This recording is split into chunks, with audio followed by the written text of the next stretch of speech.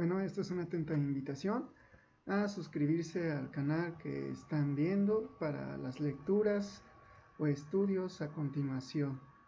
Pues agradezco mucho su atención y pasamos a lo siguiente. Como comentario breve y rápido, Boy nos está diciendo en cuanto a su argumento en que su A minúscula y B minúscula nos está diciendo que puede haber este argumento lógico como base. Un argumento A con un argumento B como base, tal que pensando en que la unión de esos argumentos anteriores pueda ser como contenido en otro argumento. ¿Por qué estoy diciendo que debe haber una contención de argumentos? Bueno, más que contención de argumentos, una contención de conjuntos. Por el momento véase como si fueran conjuntos, ¿no? O sea, como si los argumentos anteriores, su unión estuviera contenido en otro conjunto. Digamos que está contenido en un conjunto C. C es el argumento final de lo que estoy diciendo que es el argumento atómico, con base a la lógica proposicional, de lo que la implicación de la lógica proposicional que Boy nos está diciendo en el argumento C debe estar contenido, debe ser una álgebra booleana. La lógica proposicional es propiamente la lógica de Aristóteles. Todo esto es lógica aristotélica, se vuelve lógica booleana. Es isomorfismo de la teoría de conjuntos. Por eso estuve hablando de la teoría de conjuntos, en que Boyd en sí está hablando teólogos, en que les está exponiendo a su propio nivel para hablar acerca de lo que es la probabilidad. Está hablando de un espacio de medida, está exponiendo una forma de sigma álgebra. Nota, tal vez ni Boyd en ese momento estuviera totalmente consciente, pero sí está hablando de que hay un espacio de probabilidad. Y está definiendo ese espacio de probabilidad en que está hablando de lo que es una función de medida. No está hablando ahorita de las álgebras de Borel ni parecido, pero sí está hablando en que debe haber una función de medida que está necesitando de esto, que es propiamente la correspondencia en que él está tratando para poder finalmente hablar de lo que es una probabilidad, que en eso está basado todo aquello de los agentes, está basado en lo que debe haber un espacio de probabilidad.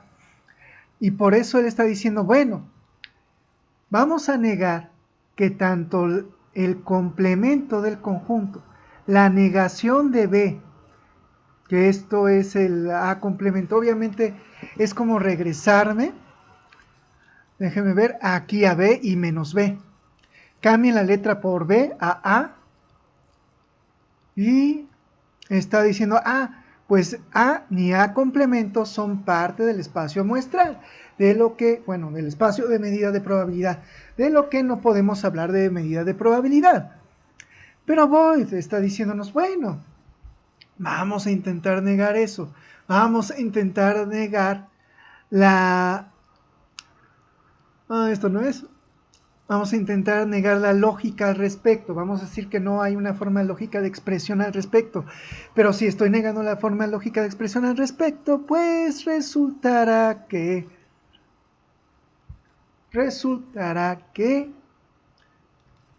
no hay una lógica por medio de la cual yo pueda tratar de la negación o la afirmación al respecto, luego no hay lógica.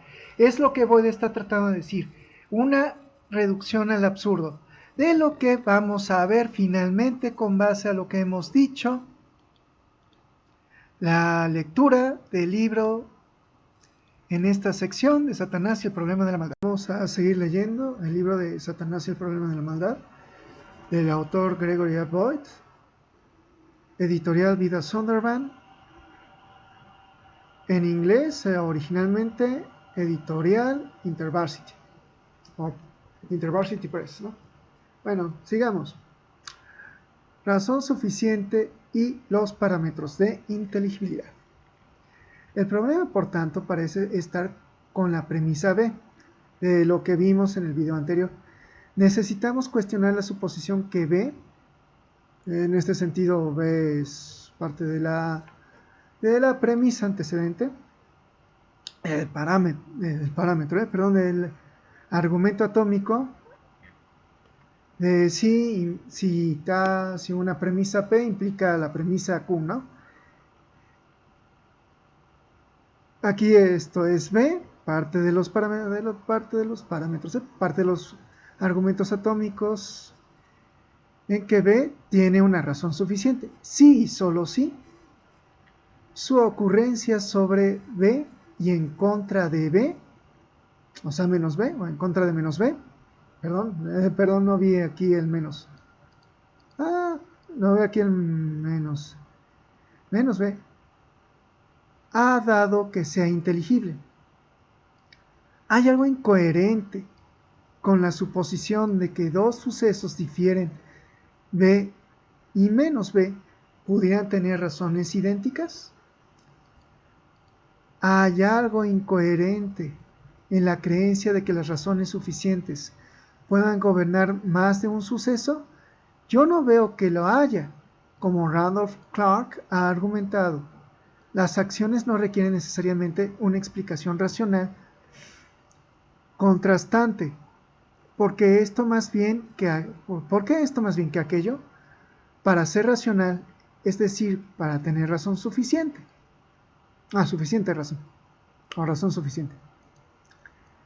Pienso en un artista pintando un paisaje. Supongamos que en medio de su escenario, aquí la artista es ella. Ella pinta un lobo de un cierto tamaño, forma y color.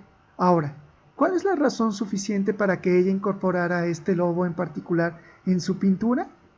Es indudable el hecho de que el lobo encaja en la meta estética de su pintura.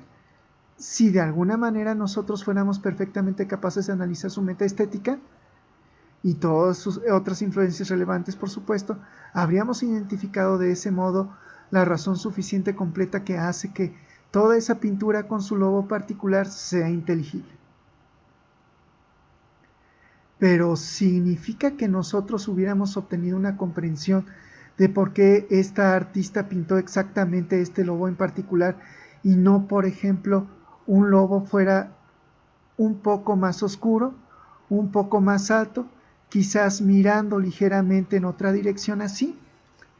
La respuesta es puede que sí, si de hecho la meta de su obra estuviera centrada en ese lobo en particular. De otra manera, la respuesta habría sido indudablemente no. Un lobo diferente y quizá aún un animal completamente diferente podría haber satisfecho su meta estética de la misma manera. En otras palabras, la meta estética que funciona como la razón suficiente para ese lobo en particular, que fue en realidad pintado, podía haber funcionado de igual manera por la razón suficiente para un número de las otras posibles variaciones sobre aquel tema. Hay, sin embargo, límites obvios para esto. Dado que la meta estética del artista es posible que un lobo con una apariencia significativamente diferente o una clase de animal significativamente diferente o la ausencia completa de un animal no hubiera encajado. Estas variaciones están fuera de los parámetros dentro de los cuales posibles temas estéticos son inteligibles a la luz de la manera particular del artista. Ahora, casi se le antojó, ¿no? De aquí podemos concluir que la razón suficiente para esta pintura en particular con el lobo podía haber funcionado como la explicación adecuada de una serie de pinturas similares, pero no como la razón suficiente para cualquier pintura fuera de estos parámetros. Este ejemplo sugiere que razones suficientes, no menos que el concepto previamente considerado de causalidad, puede especificar parámetros de inteligibilidad para una serie de posibilidades, más bien que una realidad necesaria.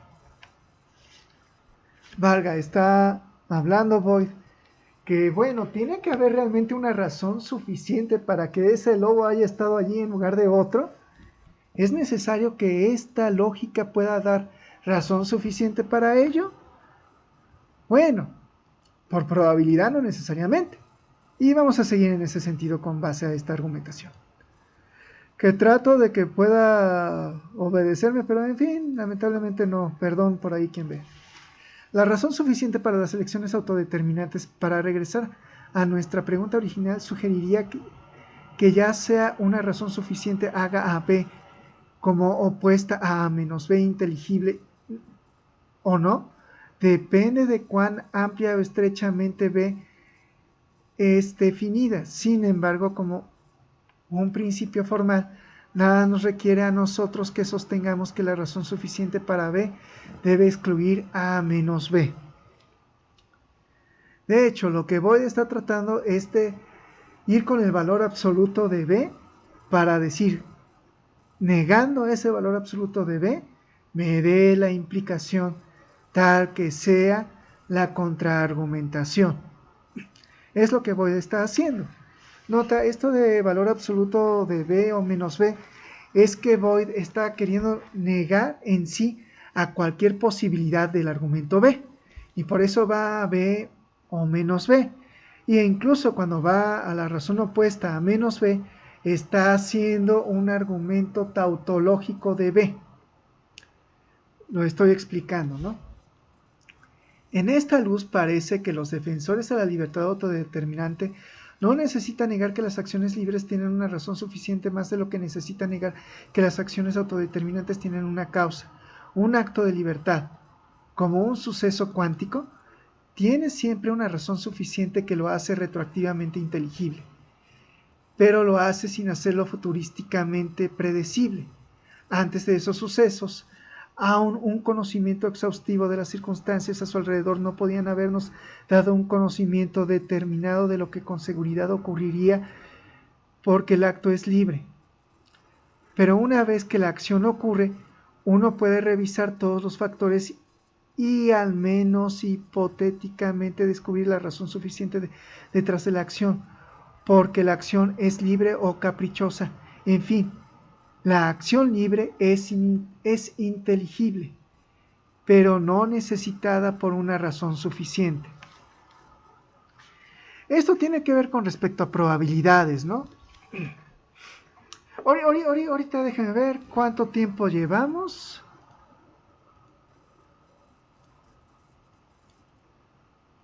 Voy a ver si rápido puedo estar leyendo este concepto de agencia libre para poderle dar los comentarios respectivos con base a probabilidad y también propiamente a mecánica cuántica.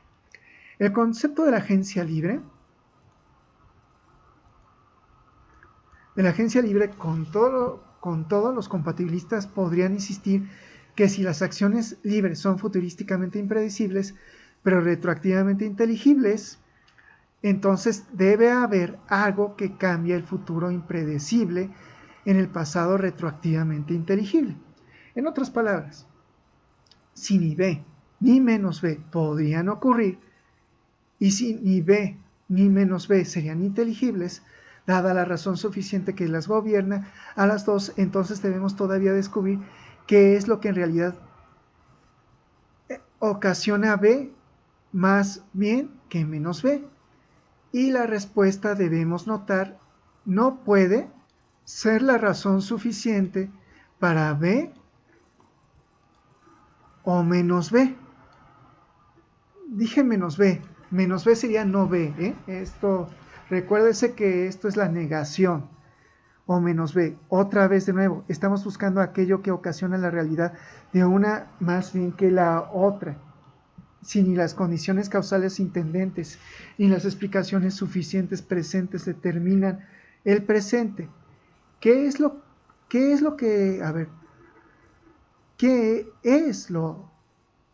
lo hace? La respuesta que los defensores de la libertad autodeterminante dan a estas cuestiones difíciles es sencillamente los agentes libres. Las acciones libres no están causadas de forma determinista por la suma total de las condiciones antecedentes, porque son libres y no están determinadas. Tampoco son causadas porque son libres y no caprichosas. Más bien, en la medida de que son libres, están causadas por el agente que los inició. El agente, junto con otras condiciones, podría ser la razón suficiente para bien B o negación de B, y si las acciones entre la B y su negación es de verdad libre. El agente solo es el que decide al final el asunto. Por eso el agente es entendido que es un centro de causalidad volitivo, un agente iniciador, una I duradera y creativa que puede deliberar entre las oposiciones y una de ellas poniendo en marcha una cadena de causalidad que no es en sí misma un efecto de. Como Richard Taylor argumenta, algunas cadenas causales tienen comienzos y ellas comienzan con los agentes mismos. Solo en la base de una suposición así podemos ver que los agentes son iniciadores finales de una explicación final de sus propias acciones, lo cual, como vimos antes, es la condición previa para ser seres morales responsables. Algunos intentan argumentar que este concepto de agente de causalidad es incoherente, pero sus argumentos son generalmente los mismos que se presentan en contra de la libertad compatibilista que ya hemos refutado. Habiendo dicho, debe admitirse que este concepto va más allá de lo que puede establecer por el análisis empírico o reduccionista. Reduccionista, ¿dónde está reduccionista? Perdón, es que me perdí. Reduccionista.